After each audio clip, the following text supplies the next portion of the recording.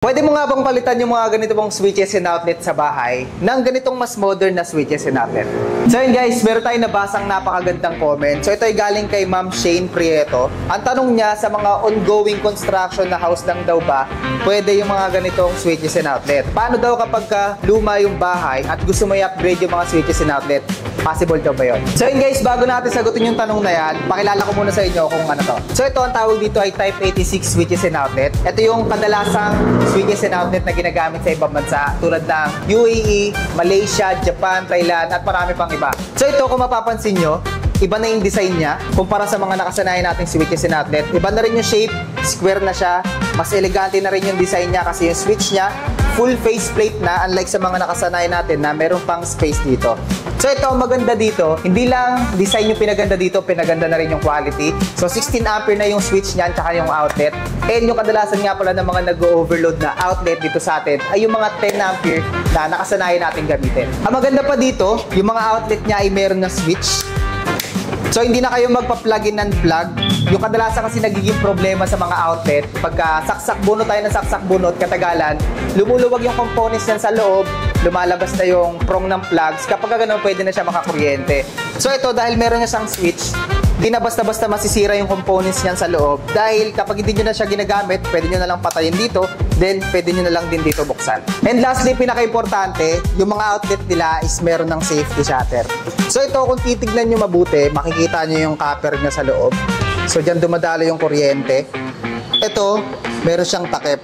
So kapag yung mga outlet nyo sa bahay ay walang safety shutter, pag napaglaruan to ng kasama nyong bata, for example, nilagay nila yung daliri nila dyan, o kaya naglagay sila ng gunting, o kaya ng screw, makukuryente sila. So ito, dahil meron siyang safety shutter, pag ganito yung gamit nyo, hindi sila makukuryente. So yun, sagutin na natin yung tanong, pwede nga ba kayo magpalit ng ganitong switches and outlet kung meron kayong existing na ganito mga nakasanayan natin switches and outlet?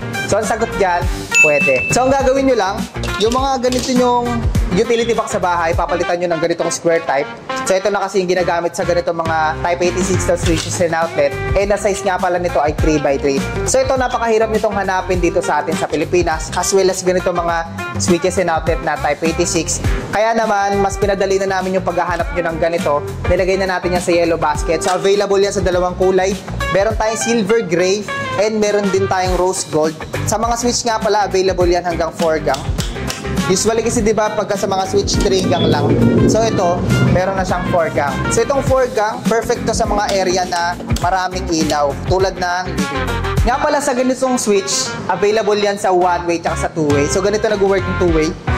Yung mga two-way na switch nga pala, common sila sa mga condo tsaka sa hotel, kung saan pwede nyo ma-access yung ilaw sa dalawang magkahiwalay na switch. Parang ganito.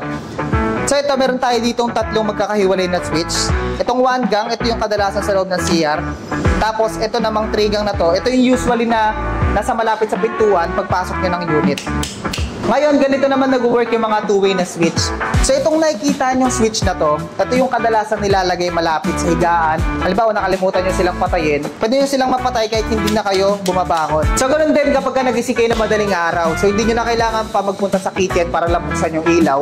Ang gagawin nyo na lang is aabutin nyo yung switch malapit sa higaan nyo kung saan kayong area pupunta. Kaya kung nagpapagawa kayo ng modern design na bahay o pinaparenovate nyo na yung dati nyong bahay, gusto nyo na gawing modern, kung gusto nyo nang palitan yung mga ganito yung switches and outlet, available yan sa TikTok shop natin. Pwede nyo na yan ma-check out, and as well as yung mga ganitong utility box na para dyan sa mga switches and outlet na yan. So yun lang, i-mention nyo na yung mga partner nyo sa video na to, baka ganyan din yung hinahanap nila or yung gusto nilang gamitin.